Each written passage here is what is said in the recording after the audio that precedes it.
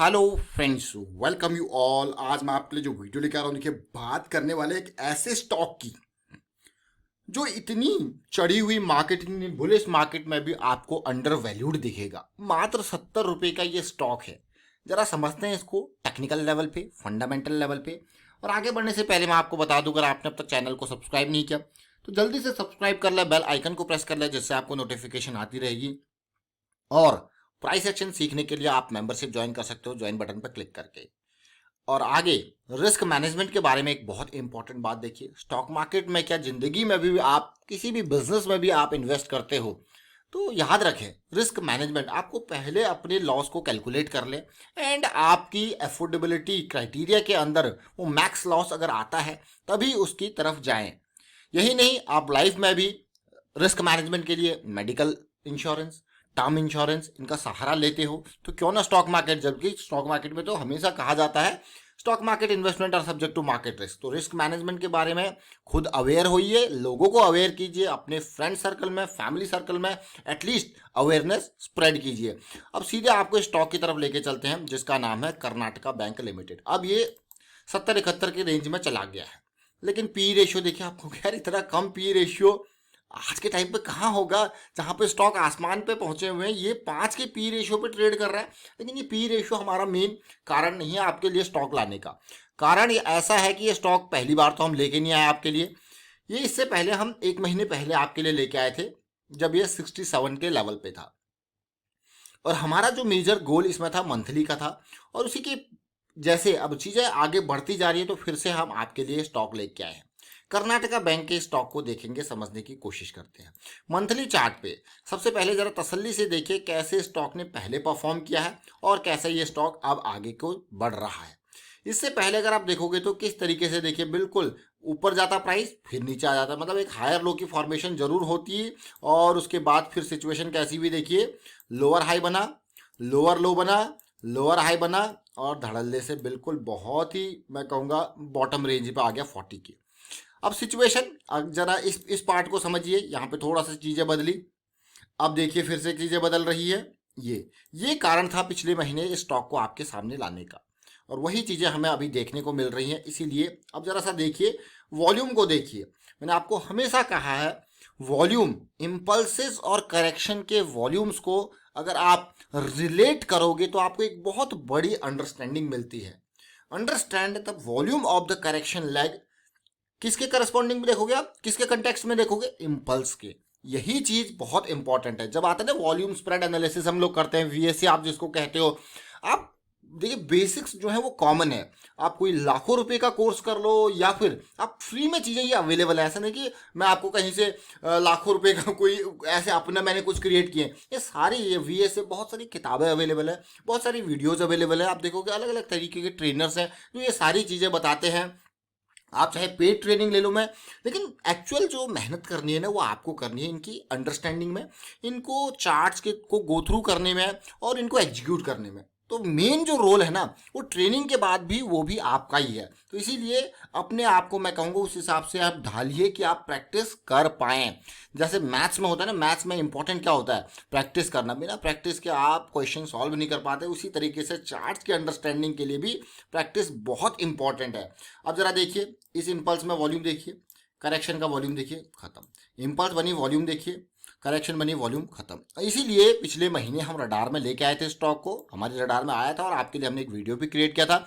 और अब देखिए कारण, देखिए क्या कारण था पिछले महीने का, यही कारण था। देख रहे हो अब आगे, अब देखिए बिल्कुल जैसी एक्सपेक्टेशन थी स्टॉक उसी तरीके से आगे जाता हुआ 71 के लेवल पे जरूर है। लेकिन अब फिर से ये स्टॉक क्यों आ गया, देखिए लास्ट टाइम पे जब हम आपके लिए लेके आए थे तो सितंबर की सीरीज में अभी इतनी जो हमारी एक्सपेक्टेशन थी बिल्कुल उसको प्रोसेस को फॉलो कर रहा है।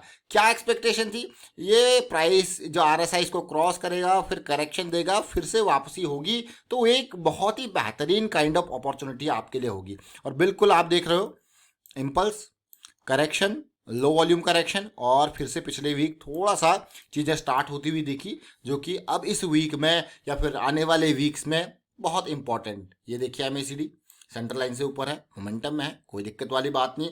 अब आपको क्या, ये तो बहुत ही अच्छी बात है। एक और इंपॉर्टेंट बात, किसी भी टाइम फ्रेम में अगर आप ब्रेकआउट की एक्सपेक्टेशन रखते हो, उस टाइम फ्रेम में ब्रेकआउट का एरिया, तो आप ये देखें RSI जो है वो सुपर मोमेंटम एरिया में अगर 60 के इर्द गिर्द सपोर्ट लेके वापसी कर रहा है, तो वो ब्रेकआउट के सक्सेसफुल होने के चांसेस बहुत ज़्यादा होते हैं। मतलब प्रोबेबिलिटीज़, हम यहाँ पे प्रोबेबिलिटीज़ की बात करें, देखिए अगर आप स्टॉक मार्केट में जो आपकी एनालिसिस है उनमें आप प्रोबेबिलिटी, मोमेंटम, इन टर्म्स में बात करने लग जाते हो, तो मतलब you are on the right track.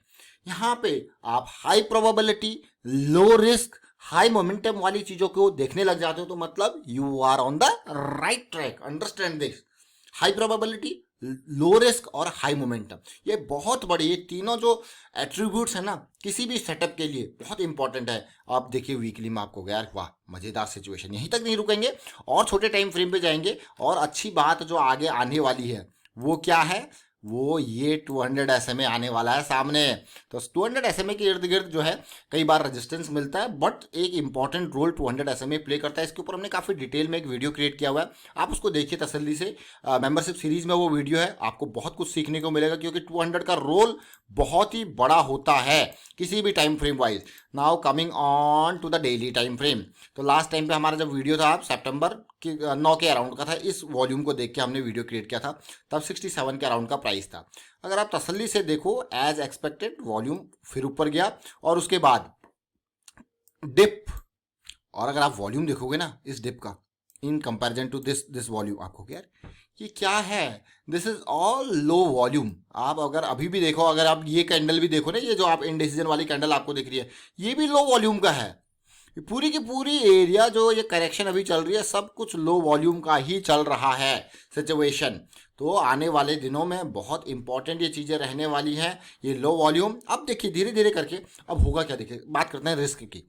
Risk में अब कोई फ्रेश इन्वेस्टमेंट आप कर रहे हो या फिर आपने पहली इन्वेस्टमेंट कर ली, तो ये एरियाज देखिए धीरे धीरे आपका जो स्टॉप लॉस है वो ऊपर ट्रेल होता जाएगा। देख रहे हो ये डिमांड बढ़ती हुई जा रही है, देखिए ट्रेल होता जाएगा। अब ट्रेलिंग से फायदा क्या है, आप कभी भी किसी भी स्टॉक को अगर एग्जीक्यूट कर रहे हो ना, ये कभी ना सोचो कि आप गलत नहीं हो सकते। उसमें ये जरूरी, ये मैं कहूँगा कि आपका जो भी थिंकिंग आपकी, जो भी प्लानिंग आपकी है, उसमें जो भी थ्योरी आप क्रिएट कर रहे हो, उसमें ये जरूर होना चाहिए कि हाँ अगर आप गलत हुए तो उस डायरेक्शन में क्या होगा, आप क्या करोगे, आपका एग्जिट प्लान क्या है। अगर आप ये चीज़ पहले से ही सोच के चलते हो तो डेफिनेटली आपको अपना एग्जिट प्लान पता है, आपको पता है कि मैक्सिमम लॉस आपको, मैं आप क्लियरली कहूँ कि मैंने यहाँ पे मान लो ये चीज़ें समझते हुए यहाँ पे 67 के अराउंड, मैंने यहाँ पे 65 के अराउंड एंट्री ले ली, ठीक है, और मुझे पता है कि मुझे 60 पे 60 या 59 के अराउंड निकलना है, और मैं 5,000 से ज़्यादा यहाँ पे गंवाना नहीं चाहता। तो मैं शेयर यहाँ पे कितने खरीदूंगा, मात्र और मात्र 1,000 शेयर से ऊपर नहीं खरीदूंगा। अब मान लो मैं यहाँ पे 75 के अराउंड में एंट्री कर रहा हूँ, और मुझे पता है मेरा मैक्सिमम 65 का स्टॉप लॉस है, और मेरा 10,000 का मैक्सिमम रिस्क है, 10,000 मैक्सिमम रिस्क, तो मैं उसी हिसाब से रहूंगा। अगर मेरा 1,000 का रिस्क है तो मैं फिर उसी हिसाब से अपना पोजीशन साइज को हिसाब किताब बनाऊंगा। समझ रहे हो इस बात को। पहले एंट्री से पहले आपको ये पता होना चाहिए कि आपका मैक्स लॉस कितना है। जरा सोचिए, अगर आपको ये पहले से ही पता है कि मैक्स लॉस कितना है तो क्या होगा, ज़्यादा से ज़्यादा आपका मैक्स लॉस ट्रिगर हो जाएगा। मतलब वो आपको पहले से ही पता है कि वो आपके अफोर्डेबल ब्रैकेट में है। अब आप सोचोगे यार बिना रिस्क के लिए काम, रिस्क ले तो रहे हो, आप उतना ही ले रहे हो जितना आप अफोर्ड कर सकते हो। भाई धीरे धीरे करके जैसे जैसे आपका कैपिटल साइज बढ़ता जाएगा, और उसी हिसाब से उसके परसेंटेज वाइज जनरली होता है क्या कि पर ट्रेड या पर इन्वेस्टमेंट आपका 1 से 2% का मैक्सिमम जो लेते हो कैपिटल साइज का, मैक्सिमम कैपिटल साइज का जो मैक्स रिस्क होता है ना वो 1 से 2% होता है। मान लो 2 लाख की आपकी कैपिटल है, तो आपका किसी भी सिंगल ट्रेड में 4,000 से ऊपर का लॉस आप नहीं लोगे, मतलब नहीं लोगे। मैक्स 2% वाला क्राइटेरिया की अगर मैं बात कर रहा हूँ, अगर 1% को फॉलो करते हो तो 2,000 का सोचिए जरा। इस तरीके से कैपिटल साइज वाइज आप अपना रिस्क, जिस तरीके से आप ये मान के चलो कि अगर आप 100% भी रॉन्ग हो जाते हो 10-15 ट्रेड्स के अंदर, तब भी आपको बड़ा लॉस नहीं होता, क्योंकि आपको पता है कि आपने बड़ा रिस्क तो लिया ही नहीं है। बड़े रिस्क को मतलब बड़े लॉसेस तो आपने कभी हुए ही नहीं, क्योंकि आप अपने टाइम पे अपने जो है रूल्स के पक्के और निकल गए। तो ये इंपॉर्टेंट पार्ट है, कैपिटल को सेव करना सबसे बड़ी प्रायोरिटी होती है। ये कर्नाटका बैंक के शेयर को हमने फिर से आपको दिखाया, देखिए कर्नाटका बैंक, रिपीट करूंगा नाम, देखिए कर्नाटका बैंक की हम बात कर रहे हैं। लेकिन बैंकिंग सेक्टर में और भी स्टॉक्स अभी ऐसे हैं, उनके ऊपर भी आप नज़र बना सकते हो। और जैसे पिछले कुछ टाइम से हम इंडसइंड बैंक को नज़र बना रहे थे और बढ़िया तरीके से वो ब्रेकआउट होकर अब जा रहा है, अपनी डायरेक्शन में आ गया। थोड़ा टाइम जरूर लगा, लेकिन हाँ डायरेक्शन स्टार्ट हो चुकी है। फिलहाल वाइंड अप करता हूँ इस वीडियो को। उम्मीद करता हूँ वीडियो आपको अच्छा लगा होगा। अच्छा लगा तो शेयर कीजिए, लाइक कीजिए, और प्राइस सेक्शन सीखते रहिए, प्रैक्टिस करते रहिए, रिस्क मैनेजमेंट के बारे में लोगों को अवेयर करते रहें। और thank you for watching the video.